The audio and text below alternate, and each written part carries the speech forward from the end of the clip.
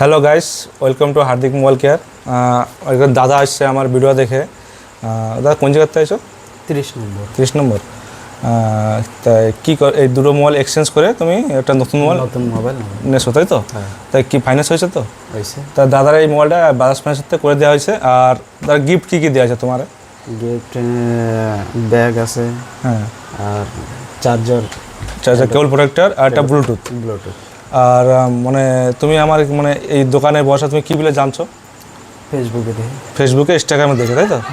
তা যা যা আমি মানে কইছিলাম যে ফেসবুক ইনস্টাগ্রামে গিফট আছে, এক্সচেঞ্জ হবে, এগুলো সব হয়েছে তো?